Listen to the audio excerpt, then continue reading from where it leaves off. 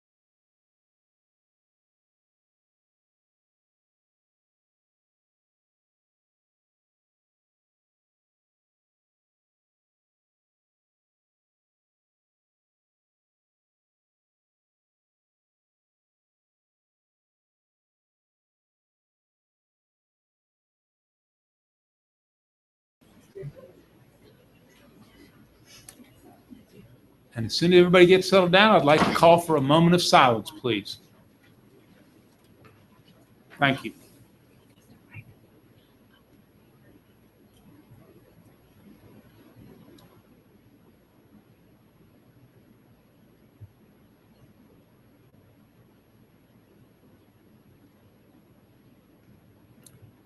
Thank you. We'll move along to item number 3, the Pledge of Allegiance. I usually have somebody to help me with that. Do I? I do. I'm just looking for the flag.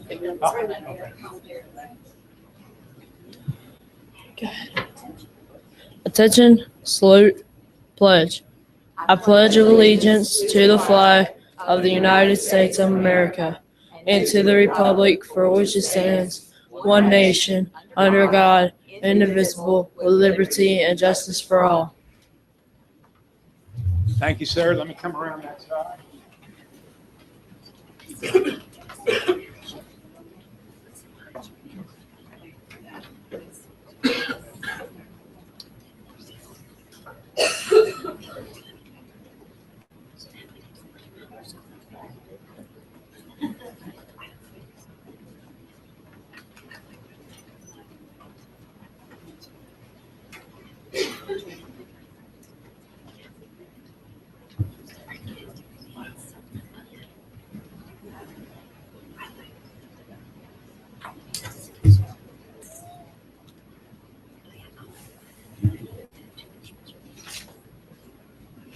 Seeing no changes that need to be made, I need a motion to approve the agenda, please. Second. Mr. Stewart, thank you. And Ms. Helms, I believe, was the second. All those in favor, raise your hand, say aye. Aye. Agenda's approved. Thank you. And now we let Ms. Helms, board members, if we step around to the front and let Ms. Helms handle the John H. Crowder Service Award. Each month, we recognize a high school student with the John H. Crowder Award for Community Service. Board members, please walk around the front table so you can help me honor our November recipient. This award is a living tribute to the late John H. Crowder, who spent more than 31 years serving the children of Union County. Criteria for winning the award are that students must not only be academically successful, but must also have an established history of community service in more than one area or with more than one organization. Tonight, we award the John H. Crowder Service Award to a very special young woman from Central Academy of Technology and Arts. Would Kerrigan Laney please come forward?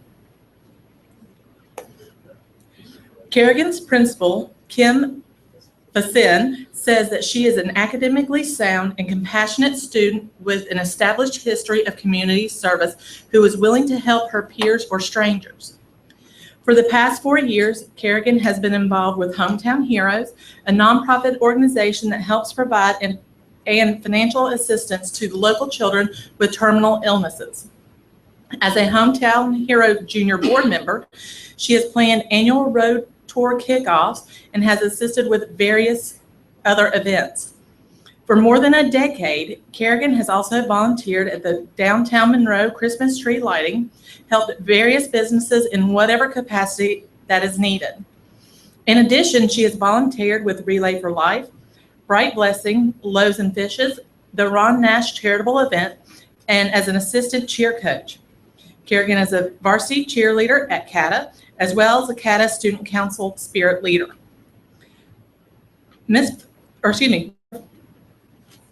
Basin, says Kerrigan is a very giving of her time and truly enjoys helping others, all with a beautiful smile on her face while balancing schoolwork, clubs, and a part-time job. Here to support Kerrigan tonight are her parents, Mike and Robert Laney, her school counselor, Ashley Lawson, and CATA principal, Dr. Basin. Congratulations, Kerrigan.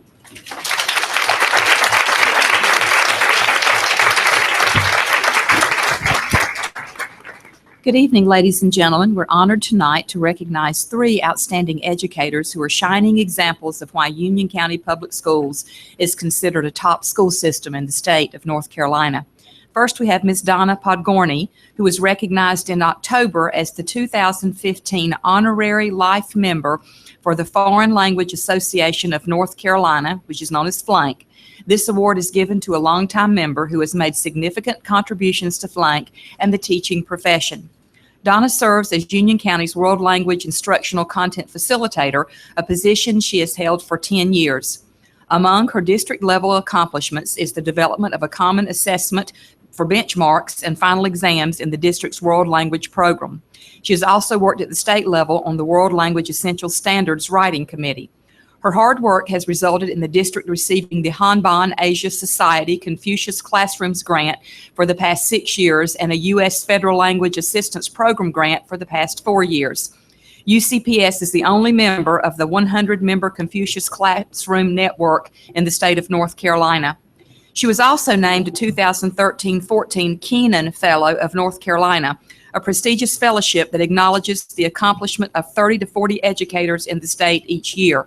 As a Keenan Fellow, she completed a project with the Department of Public Instruction to add world language resources to home base. These accomplishments and others have led her to being recognized as an honorary life member with Flank. Donna, we thank you for your dedication, your hard work, and want to take this time to acknowledge your efforts. Congratulations.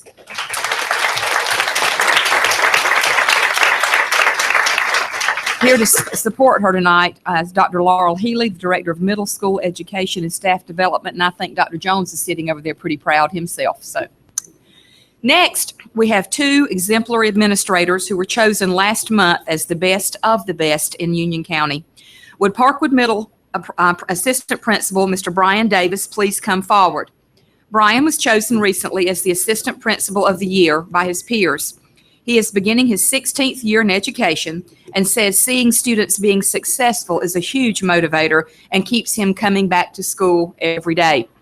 He began his career as an ag teacher at Sun Valley High School and then moved to Weddington High when it opened in 2000. As an agriculture teacher, Brian taught animal science, horticulture, equine science, and landscaping. He also worked as the Future Farmers of America advisor, providing his students with opportunities to travel, meet new people, and practice what they learned in the classroom. Prior to coming to Parkwood Middle, he served as an assistant principal at Monroe High School and then at Weddington High School. Congratulations, Brian, on being chosen the 2015-16 Assistant Principal of the Year. And I would be remiss if I did not say his dad, Mr. Jerry Davis, a retired 28-year veteran ag teacher in Union County at Forest Hills High School, is here to support him tonight, as is his principal, Dr. Jeff Crafson. Thank you for being here.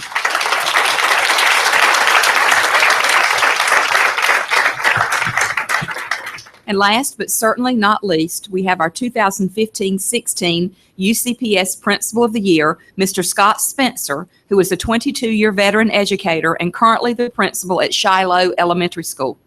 Scott has spent the past 11 years as an administrator, 5 of those years at Shiloh. He says that he followed 2 great principals at Shiloh, Mike Henderson and Linda Fritz, and I would add a personal amen to that. He began his administrative career as an assistant principal at Wesley Chapel in 2006, then spent 2 years as an assistant principal at Rayview. He then served as the assistant principal at Sun Valley Elementary for 2 years before coming to Shiloh in 2011. He says that coming to school each day, he does it because he loves being there, loves the people with whom he works, and loves the interaction with the parents. He wants his students to remember that he was somebody who truly cared about them as people, not just test scores or numbers on a report card. And by the way, Scott, I believe, was chosen as the 2014 Union County EOP, that's Education Office Professionals Administrator of the Year. His wife, Kim, is a teacher at Sandy Ridge Elementary.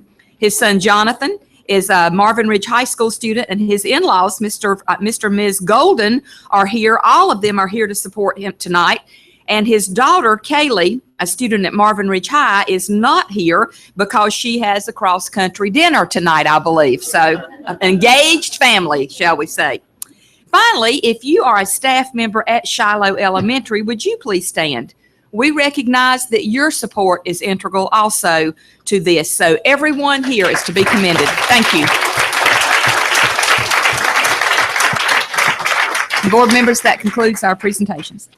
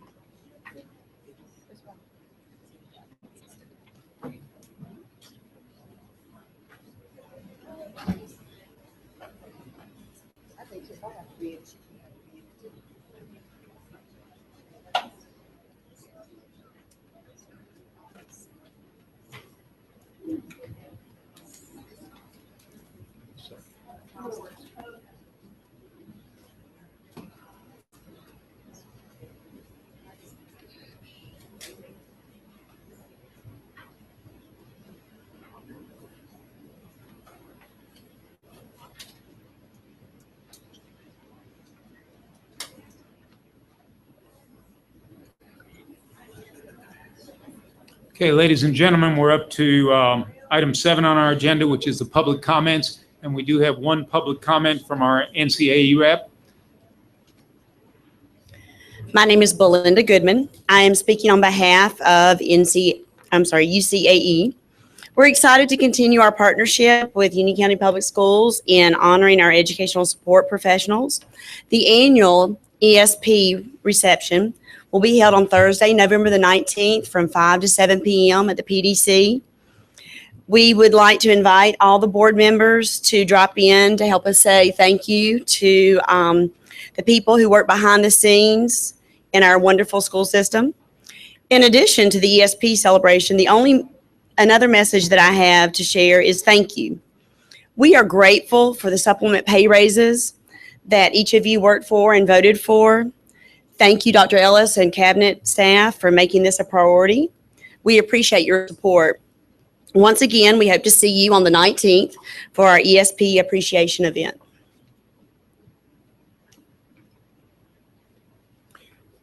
We're up to item 8, the open session meeting minutes for approval of October the 6th, 2015. Do I have a motion to approve those? Thank you, Mr. Stewart. Do I have a second? Thank you, Mr. Martin. All those in favor of approving the open session minutes, please raise your hand and say aye. Aye. All those opposed? It's unanimous. Thank you. Number 9, the consent agenda. Motion to approve the consent agenda? To approve, Mr. Chair. Second. Thank you, Mr. Stewart. Thank you, Mr. Martin. All those in favor of the consent agenda, please raise your hand and say aye. Aye. All those opposed? Thank you. And now we have our TQ&E presentation by Dr. Radke. And there she is.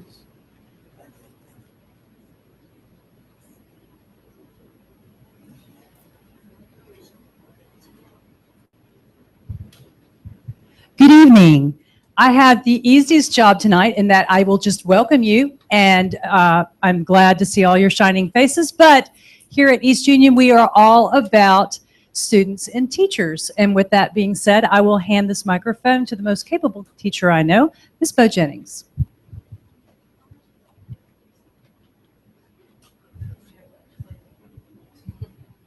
Okay. School Board, we want to thank you for allowing us to share East Union with you.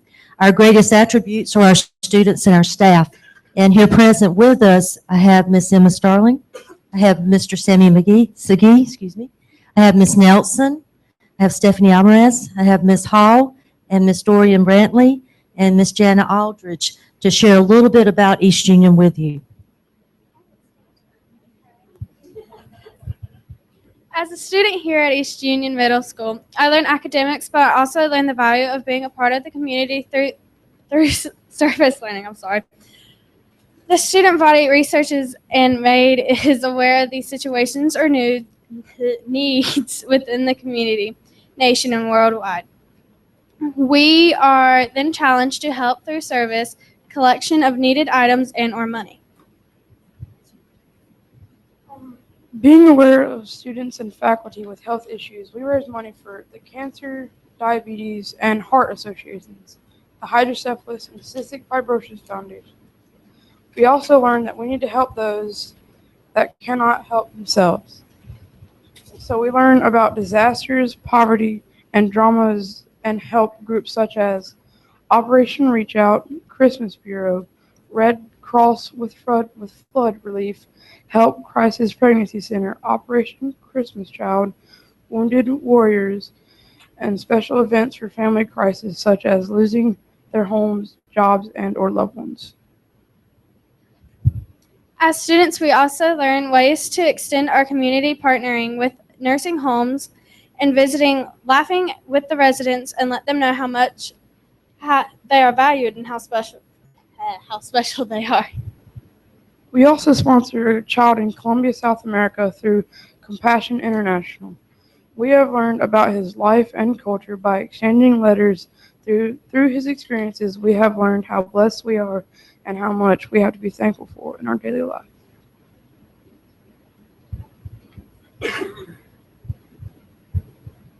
Good evening. My name is Denise Nelson. I am the Spanish teacher at East Union Middle School. We learn to embrace our diversity by creating a LED program to the students, like our Hispanic Heritage Program. And it was so great to see our students' excitement and talent show. Do you want me to say in Spanish too? Okay. Nosotros en la escuela East Union acogemos las diferentes diversidades y creamos programas líderes como el programa de la hispanidad, y es muy grato para nosotros ver a nuestros estudiantes excitados y emocionados en demostrar sus talentos en la escuela. Muchas gracias. Thank you. We learn about Hispanics in our classrooms. We have studied famous Latinos in classes and created artwork to decorate the school. We choreographed dances, the band performed music, and the chorus sang songs to celebrate our heritage. Even the resource officer is a vital part of our school, not just with safety, but with love for our students and staff. She, along with Mr. Johnson, assistant principal, we work together to create our Black History program every year.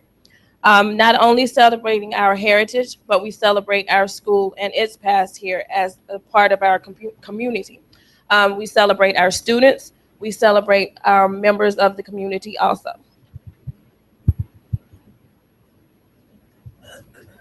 Hard work and dedication goes into the performances that show our heritage. We start with the history, our foundation, and travel to the present through music, dance, and drama. The celebration of Black history moves us from the experiences of our past to the progressive bridge to our futures as young adults. Our diversity brings our school, community, staff, students, parents, and all our stakeholders together to enrich our lives. Welcome to East Union Middle School, where eagles soar.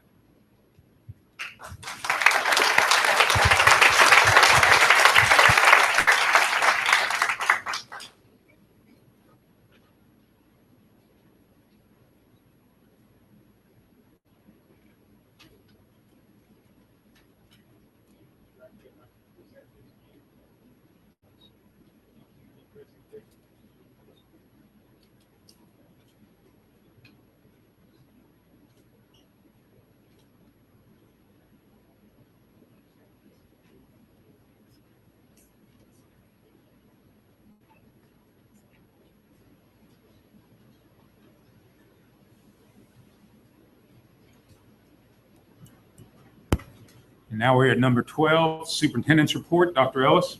Good evening, ladies and gentlemen. First, I would like to say thank you to the young ladies and gentlemen that are leaving. And I believe one of you's last name is Starling, is it not? Hey, Judd, it's good to see you.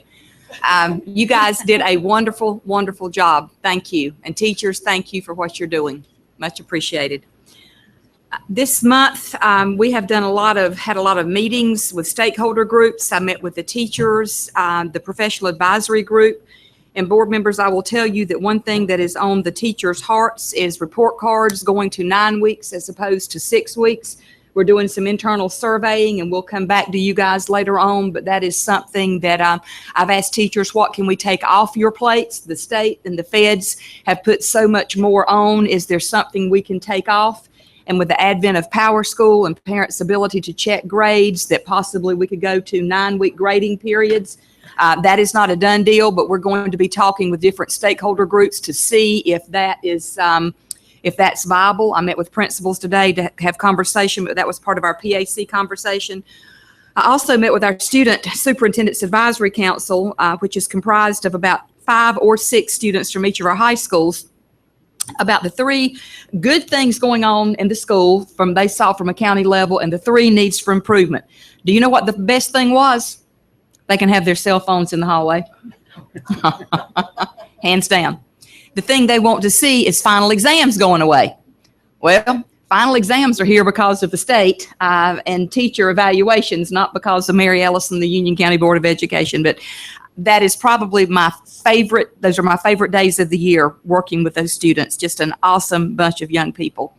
Also met with the Porter Ridge PTO parents, officers, to talk about what was near and dear to their mind and what they're interested in, and seek their opinions and their thoughts. Had a very good meeting with those folks, and I appreciate them coming out. I think we had 3 or 4 from each of the schools represented. In addition, Cuthbertson High School hosted the John Lennon VIP Education Tour. I know several of you went down to see it. That was one of the most awesome things I've ever seen. And if I were a music person, my mother plays the piano for our church, but I don't have any talent in my body whatsoever. But even her eyes were dancing when I was explaining to her what the capabilities were. And talking with the children, I think they had a ball. But it was, I think, 4 places in the United States received this tour bus. And the gentleman on the tour bus, Andre, was from Paris. And the other fellow was from Germany. Yep. And had a nice conversation with them. Just a great day for Cuthbertson High School. In addition to that, we have spent since last June hours and hours and hours and hours and hours working with principals who did not make their growth, and principals of schools that made their growth by the skins of their chinny chin chins, and those kinds of things we've reported out in the curriculum committee meeting. But I want to make you aware that those meetings are current, they're ongoing, and they were going on before the state of North Carolina determined we needed to have a plan. We were working on one. And finally, board members, I will let you know that we do not have the certified 40-day numbers unless the state's certified on this afternoon. But we're believing we're up 644 students from this time from last year. And that's kindergarten through 13. And I say 13 because that's the 5th year students at early college. So we believe we're up in elementary school in student numbers. And Mr. Chairman, that concludes my report. Thank you, Dr. Ellis. Number 13, Fairview Elementary roofing bids. Mr. Karpinski, you have center stage.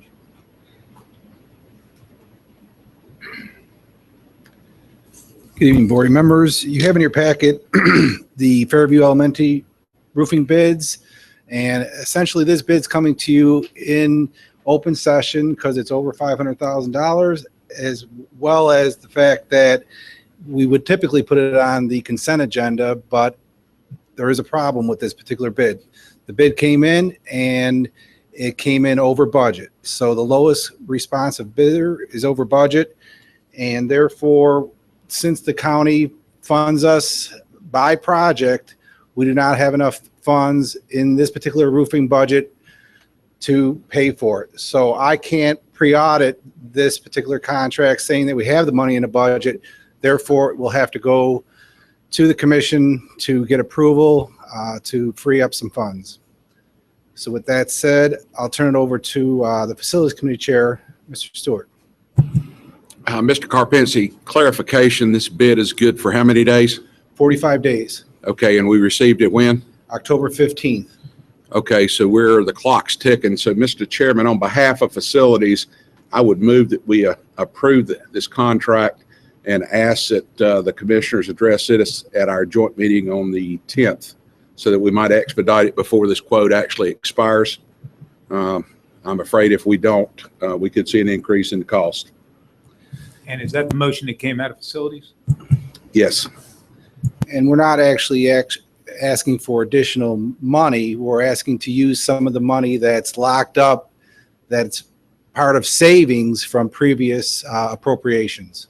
Well, Mr. Chair, and I also, for the benefit of the folks that hadn't heard it, part of the discussion was to ask the county commissioners to allow us to address roofs through block grant, much as we did after the lawsuit. I mean, this money would be earmarked specifically for roofs. We would provide a detailed project accounting on a regular basis like we have in the past.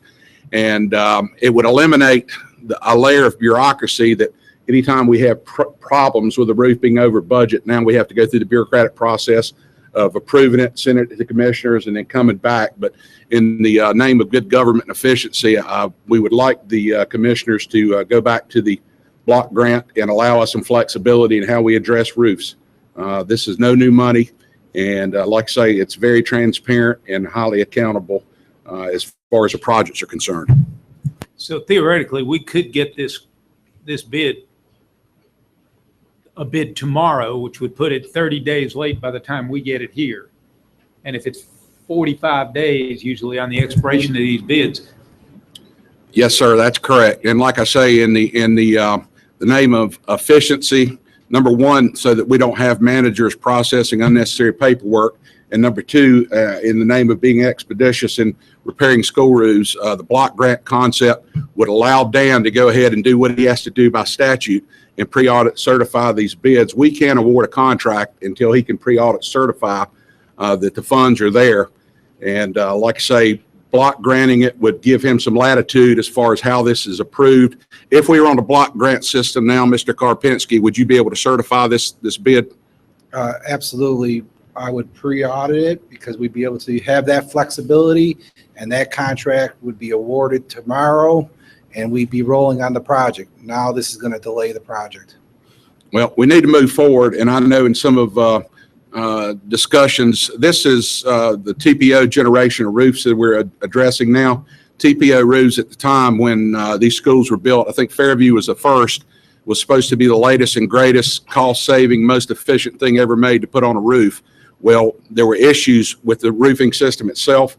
The original manufacturer is out of business now. We've had some warranty work done, but we're having problems present at multiple locations, and we need to move quickly as we get into this wet, rainy, cold weather, especially because if roofs are leaking when it's raining and then it's turned around freezing, I mean, we get further damage. And also, we're finding in some locations at Fairview, the actual deck has been damaged. Some stucco on the walls are being damaged. So this is a rather exigent circumstance to address these roofs in a timely fashion. Thank you, facilities, and Mr. Stewart, for explaining that to us. Are there any questions before we call this question? All those in favor of the motion that came from facilities, please raise your hand and say aye. Aye. All those opposed? Seeing none, it's unanimous. Thank you. Mr. Karpinski, you're still there for the budget resolution, I believe. Yes, sir. You have in your packets the budget resolution. Of course, it's rather late this year, but we were at the mercy of getting state numbers. Of course, we got our county numbers back in June, and then we had to wait until we got state numbers. And literally the last month has been assembling what the state has given us in terms of a budget. And I'm going to go over the highlights of what this budget entails. As you can see, we've got $215 million from the state. Essentially, this budget, like all of our budgets, is done by purpose codes. And some of the highlights are that, one, the state changed the law in terms of how we can use teacher assistant dollars, and therefore we're going to have 85.5 more TAs to hire. I think Dr. Ellis wants to talk about that a little bit. I do. Over the summer, I drew back 50 unfilled positions, one from each school. I think I informed you guys of that a meeting or two ago. And I'm glad we did because of the angst some other counties have had. But in the wisdom of the General Assembly, now we will reallot that money to teaching assistants. And we made principals aware today of the numbers per elementary school they would be gaining. And the state also determined that the teaching assistants would be 2 assistants for every 3 kindergarten classes, 1 assistant for every 2 classes in, did I say that right? 2 assistants for 3 classes in kindergarten, In grades 1 and 2, 1 assistant for 2 classes. And in grade 3, 1 assistant for 3 classes. So it is very prescriptive where the teaching assistants will be. And I just thought it would be pretty good business to inform you that we are going to be posting vacancies, over 80 vacancies tomorrow for teaching assistants, X number by school, for them to be instructional assistants. I'm not talking exceptional children now. I'm talking regular education assistants. And Dr. Ellis, we have no latitude with that formula, am I correct? 0 latitude, 0. To my understanding, 0. Very good. Some of the other highlights are, as we've said time and time again, although Union County is a low wealth county, we are becoming a little wealthier, low wealth county, and we actually lost over $700,000 in low wealth funding. That's formula based. They crunched the numbers, and that's what the formula gave to Union County this year. So there's nothing in the legislation or laws that change. It's just a matter of applying the formula to our demographics and our per population taxes, revenues, family household, things of that nature. Unfortunately, that has impact on the schools. So we had to pass that loss on to the schools in their special projects dollars. We're happy to say that the state did give about a third of our teachers a raise. So that was welcome. Of course, depending on whether you were on one of those tiers, whether you got it or not, but about 1/3 of our teachers did get a state raise. And then we will also have a $750 bonus. If you're employed as of November 1st, the state bonus is $750. And that's doesn't matter if you're paid with state funds or local funds or federal funds. If a person is employed, a good example might be a maintenance worker is on the local budget. I have to come up with those dollars out of the local budget. If teachers pay out of federal money, I have to pay for that out of federal funds. Key criteria is they're employed as of November 1st. And that will be everything was retro back in October. Most pays that we had were retro back in October. This bonus will be paid out in December per law. If we could move on, unless there's any questions about state, I'll move on to the local. Happy to report that the commissioners gave us $2.5 million additional funding for teacher supplements. So those teachers, all teachers received an additional supplement in their pay. The county also funded 1.6% cost of living adjustment for our non-certified employees. And of course, if we pay this to our locally paid people, Fed people would get that as well. So that's a cost of living adjustment that was paid by the county for all those non-certified personnel. And of course, I think the other big one that people don't see is they gave us more money for utilities. But bottom line is we got to have lights on and provide water and sewer and everything else. So those are the highlights of the local budget. Federal budget, nothing really different here.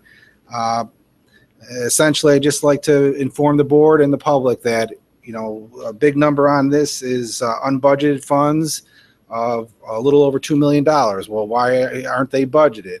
That's because we have grants that are 27-month grants, and this money needs to either last, obviously, 27 months, and or 18 months, and or a year, and there's some carryover. Sometimes it ends up being 3 months more worth of a grant at the end. So that's why you see unbudgeted amounts here, because that money has to last. Capital outlay. Essentially, the county gave us about $16.5 million this year, and I think the big question is, well, why do we have a $34.7 million budget? Essentially, there's carryover from previous years, and we talked about it a little earlier when we were talking about the Fairview roof. That money, for the most part, has been given to us by project. There was a year where last year's dollars were not by project. The remaining money on that is primarily for Walter Pickett Elementary and fire alarms. All the other money is either paid out from the last few months. We get invoices from vendors in July, August, September. So I've paid out millions of dollars in invoices. We have contracts still remaining, so I owe on contracts that haven't been completed yet. And then the other remainder is, like I said, Walter Pickett Elementary and the alarms. So essentially what you're seeing is some carryover dollars. Unfortunately, some of them are locked up because we had savings back there. We can't even access it because it was by project. Then I talked about last year's dollars, which is spent, encumbered, or earmarked. And then this year's dollars, of course, we're moving along on those projects. And that's only 16.5 of that number. Any questions about capital? I know that's a big topic these days, but I know these projects are being worked on, and I don't have another dime to give to any other project because it's either spent, encumbered, locked up, or frozen by the way we've been given the funds by the county. The next two budgets are for child nutrition and after school programs. These are enterprise funds. These are run exactly like businesses. The goal here is to break even. Both these programs have done a good job given the stringent federal regulations on the child nutrition side of things. And then on the after school program, we have a lot of good things going on in that program. But essentially, the goal here is to break even so that we give our customers the best bang for the buck. And of course, we want to make sure that we're to the positive side that would go to future operations.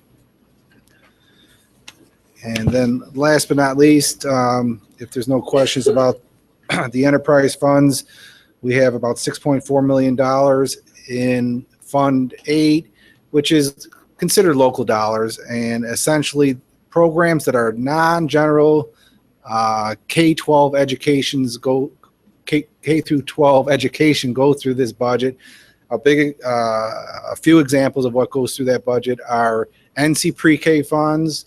We have ROTC funds going through there, and then we're also fiscal agent for some programs such as RESA, the Regional Superintendents Association. So with that said, the total budget is $391 million, and this is for the board's approval tonight. Mr. Chairman, move to approve the 2015-16 budget resolution. Coming from facility, that doesn't need a second. Or finance, I'm sorry. I get my F words mixed up.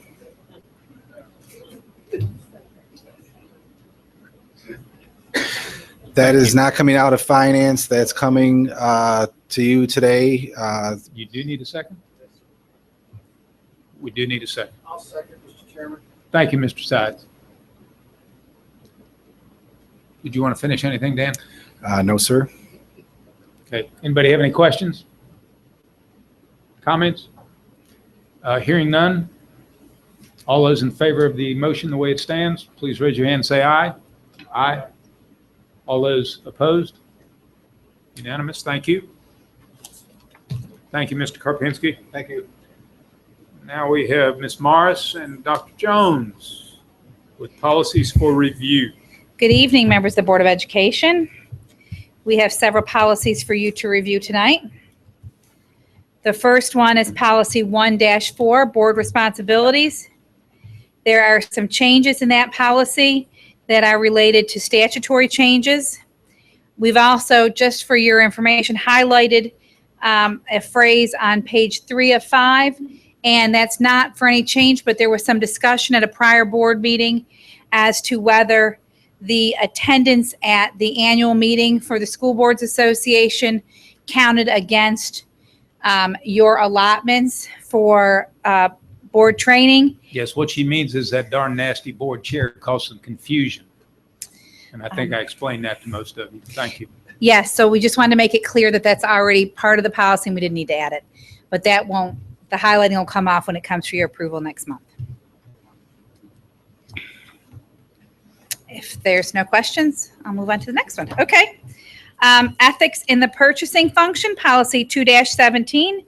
This revision is being made at the request of staff in primarily in the facilities department, and it is consistent with the language in the state statute. If there's no questions, I'll move on to policy 4-21, parent organizations. This policy is coming to your review at the request of members of the Board of Education as well as staff. There's no questions? We have questions. Okay. On the first page, page 1 of 2, the first bullet that says parent organizations are responsible for electing their own officers, maintaining their memberships. However, any members who are going to interact with students while under the jurisdiction of the school system must be approved volunteers with the school system. That one was kind of a red flag for me, and I just wanted to talk about it because it's my understanding it's not the PTO's responsibility to run those background checks. So I was just wondering if we could maybe modify that to say that the parent organization will work with the principal to ensure that any members who are going to interact with students, because right now it says that the parent organization is responsible. Well, no, what it says is they're responsible for electing their own officers, but that any members who are going to interact with students must be approved volunteers. Right now, there's no provision that says that PTO members who come onto campus to run something while the kids are there are approved volunteers. I'm sorry. So this is just saying that as long as you're an approved volunteer with UCPS, you can be, I mean, that's all they're saying, right? It's just saying you've got to be. Yeah, it does. If you're working with children. What it's attempting to do is identify that we don't pick your officers. Your officers can be whoever you want them to be, PTO. But those people on the PTO who are going to interact with the student must be approved volunteers. And it doesn't need to be your officers. If your officers aren't going to interact with the students, they don't need to be approved volunteers. But all volunteers are approved through the school system. The parent organizations can't do approved volunteers. Only the school system can. Yeah, I think it just concerned me when it said that the parent organizations are responsible. I just became concerned that this was saying that they were also going to be responsible for that. And so I was just wondering if we could just add that they would work with the principal to ensure that those people were approved to interact with students. Okay. The second question I had about that is, how often is the volunteer list monitored and kept up to date? Like, I know at the beginning of the year, we encourage a lot of parents, to sign up and volunteer, and we do the background check. Well, how often is that continually run through to make sure that there's still a good?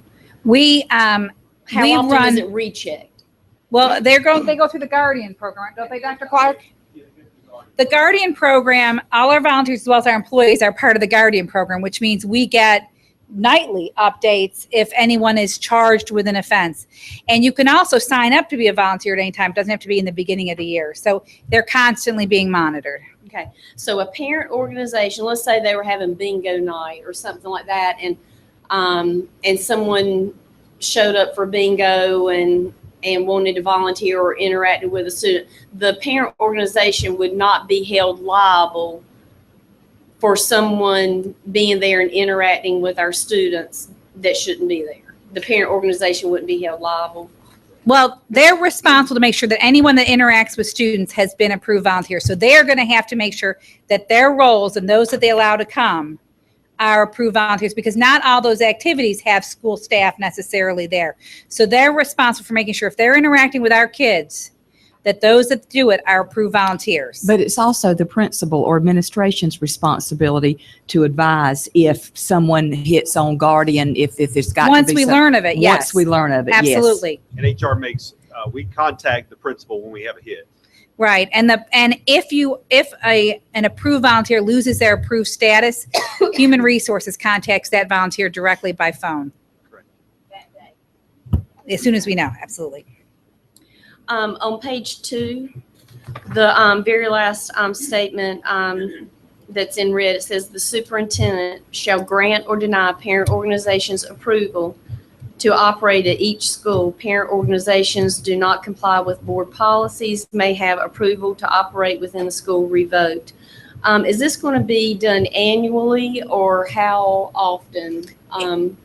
It would be when a new organization starts up, or at a time when the superintendent learns that they're no longer following the rules that you all have put in place.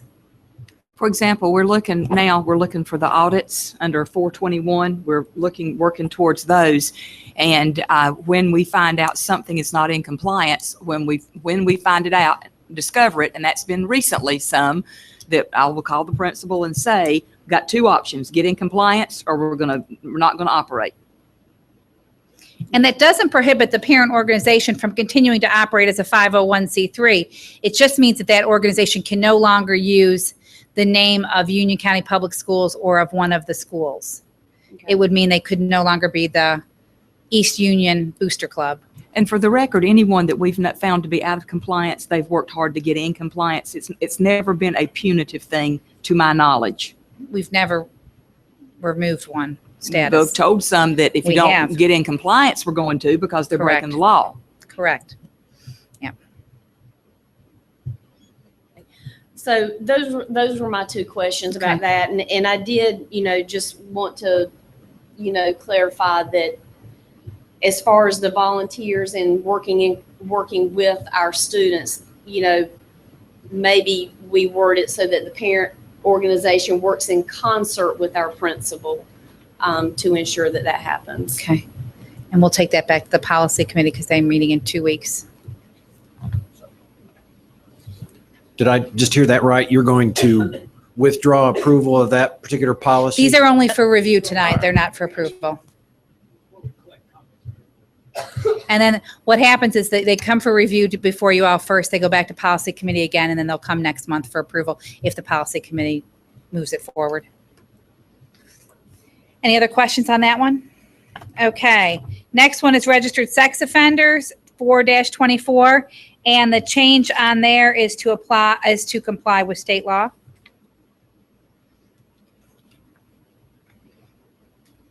Any questions or concerns about that one? Okay. The last policy before you is 4-12, student promotion and accountability. 5-12. Thank you, Dr. Jones. This is to address some changes in, not so much in statute, because we're going to maintain the PEPs, even though state law does not so require, but it's to address the situations when a different intervention plan is already in place for a child. There's a variety of plans that the schools are using now with the different programs that we have. And so this is to give the school the option of having the PEP or another appropriate intervention plan for the student. And that's... and I want to say that we're in no way doing away with the thought process behind the PEP. The state is going MTSS, multi-tiered support system for students, and one of the tenets of that is a plan of support or a plan of remediation. We're trying to streamline some things for teachers because the state plan before was so onerous for teachers. It keeps parents involved in the process as well. And Dr. Jones just said, and it keeps parents involved in the process as well.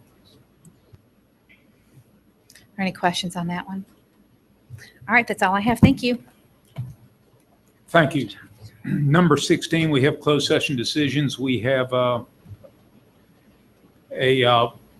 need a motion to specify the Wesley Chapel route. Let's take these. We can take these together, I think. Can't we? Both the Wesley Chapel and the separate. I need, Mr. Chair, on behalf of facilities, I move to approve the Wesley Chapel roofing contract. and I need a second. Second, thank you. Hearing no discussion since we had most of that already. All those in favor, please raise your hand and say aye. Aye. Opposed? Seeing none, we'll move on. I also need the same thing for Wingate Roofing Decisions. Mr. Chair, on behalf of facilities, I move that we approve the Wingate roofing contract. And do I have the same second? Thank you. That makes it easy. All those in favor of that roofing contract, please raise your hand and say aye. Aye. All those opposed? And we also need to approve other closed session decisions. Is that correct?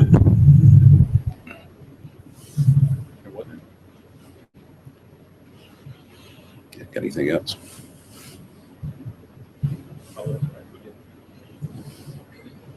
We're done. Board comments, and I'd like to be the first. Because you've been talking all night. Yes, I have.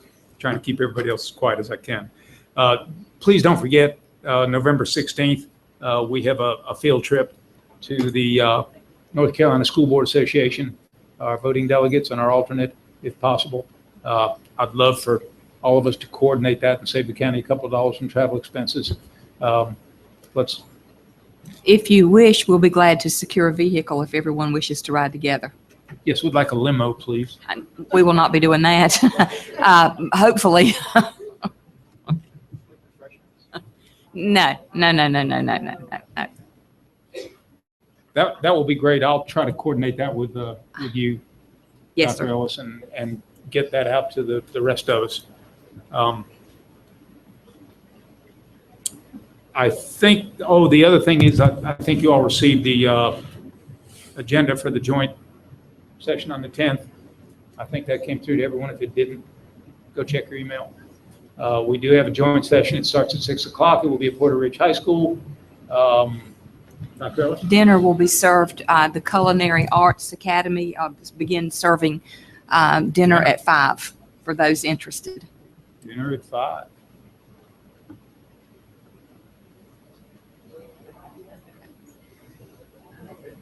I'm through then. Floor is open. Dr. Radke and staff, thank you so much for hosting us tonight. Thank you for the hospitality, excuse me. Can never get that word out. It was great seeing you again, and my former Piedmont principal, you and Miss Blevins. I think she's already left though, but thank y'all. Thank you for your staff. Dr. Radke, thank you also for the hospitality tonight. Enjoyed interacting with your staff, and this is one of those nights I can say it's good to be home, and I'd like to especially welcome Councilwoman Ernestine Staton with the town of Marshville here tonight, a fella 74 alumnus at East Union.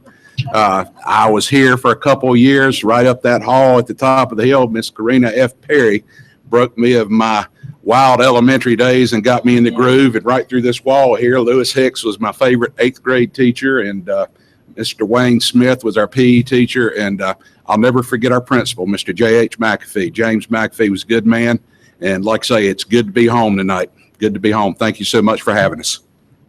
Anybody'd like to hear a story about Mr. McAfee and I, please see me after the meeting. Is Mayor Deese still here? I know he was for a short while. I talked to him, but I'm sure he's got pressing business, but I wanted to recognize that he was here. Thank you. Dr. Hackney, thank you so much for your hospitality. I just want to take a minute to, since we've been talking about lower performing schools and improvement plans, I just want to take a moment. Of course, Mr. Chair already knows about an initiative that I'm involved in. Cleveland County has, the community got together about 7 years ago, and they created a math academy, which they have in July. And it's been phenomenal, the results and the data that they have. The kids that go through that 3-week, they come back the next year and they pass their math EOGs. And Ms. Harrell and I had an opportunity to go in July in their first week, and it was just amazing. We toured all 4 of their sites. It's a completely community initiative. And the reason, why I'm involved is I brought it to the community. I've met with a few key community players, and we have someone in the audience that's been part of the team, and we're working to roll it out. We work in concert with the superintendent, even though it's completely community. So Dr. Ellis has been on board with the idea. She has met with the Cleveland County Superintendent that has been actually involved. I've been working with their board. It does require starting a 501c3 and having a board, and the basic committee has asked me to serve on the board as the liaison to the Board of Ed. So just want to clarify, it's completely community driven. And so as we get a little bit more information, we're going to be pulling all these people we know that want to help, because it's just simply amazing. We hire the best teachers from Union County. We have a principal on site, and it's already been working for 7 years. And I don't know if Ms. Harrell, if you wanted to add anything. I don't want to put you on the spot, but so just wanted to throw that out there, and more to come. Hey, Dr. Radke, thank you. Mr. Johnson, thank you for being such a great host this evening. It was a little bit of a drive from last month. We were just like across the street, but it was well worth it. So again, thank you for your hospitality. And it's always a pleasure to come to this side of the county. Thank you. I would also like to extend my thanks, Dr. Radke. This has been a very pleasant experience, and I certainly appreciate it. And of course, being able to see Mr. Johnson, people I've seen before, like Bo Jennings, these are people I worked with, Councilor Gail Pope. So for whatever reason, this has been a very good experience for me too. Wilson. Thank you. Again, I'll add to that, Dr. Radke. It was good to see you again. Thank you, everyone here, for your hospitality. Mr. Chairman, I would also like to add, I am most gratified that we will finally be sitting down with the Board of County Commissioners next week. As you know, I've bugged you ad nauseum about it. I think it is long past time to sit down with our colleagues on the County Commission to see if we can end the sniping and nasty emails and posts and try and have a constructive dialogue and move forward. I think the citizens, as well as the students and teachers and administrators of the county and the school system, deserve that kind of honest and straightforward working together.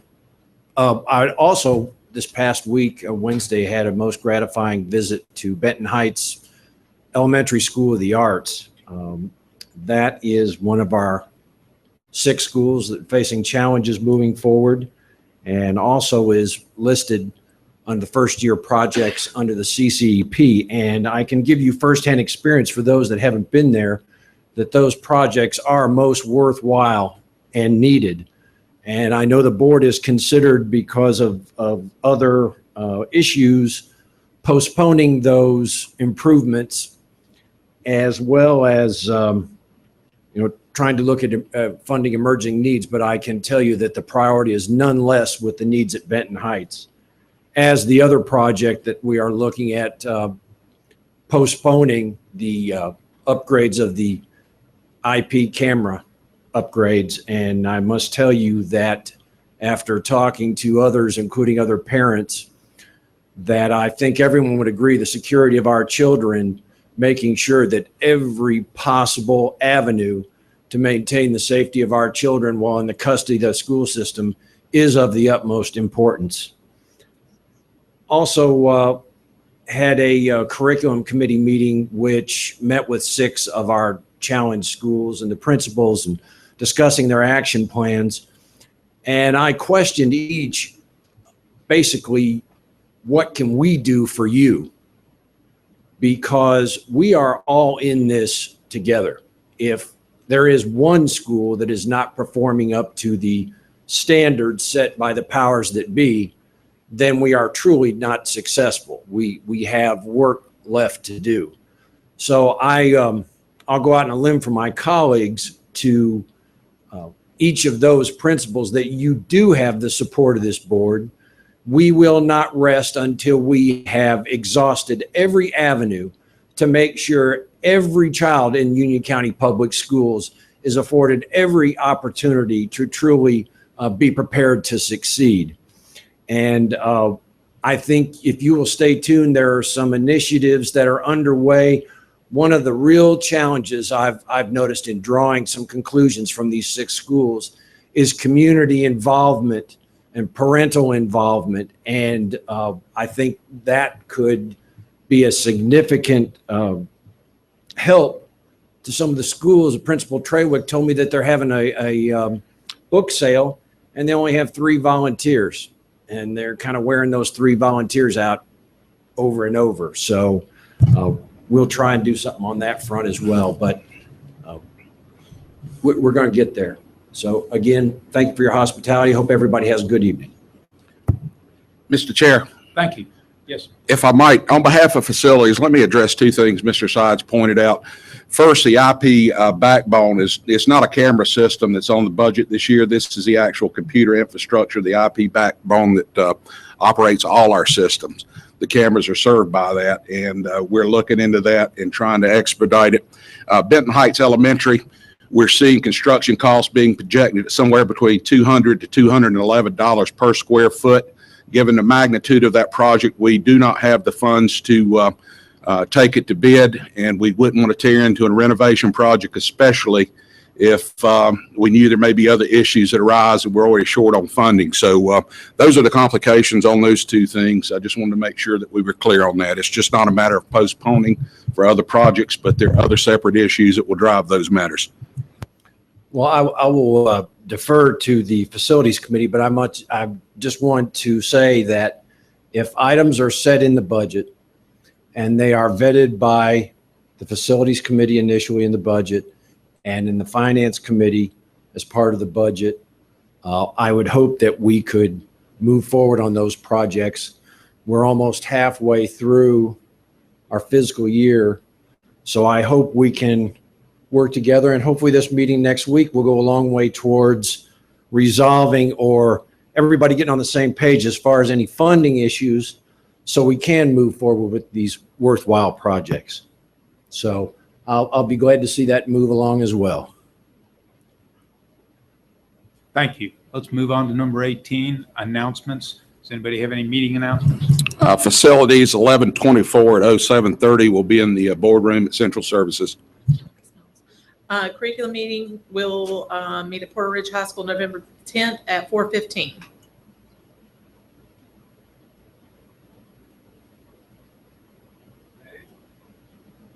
Is that it? Great. Plus deltas, any pluses from the meeting? Deltas that you'd like to share with us? Then let's move along to what everybody was hoping for. Move to adjourn, Mr. Chair. Second. First time I got to do that. Do I have a second? Second. I have a second right here. Martin, thank you. All those in favor? Aye. There we are.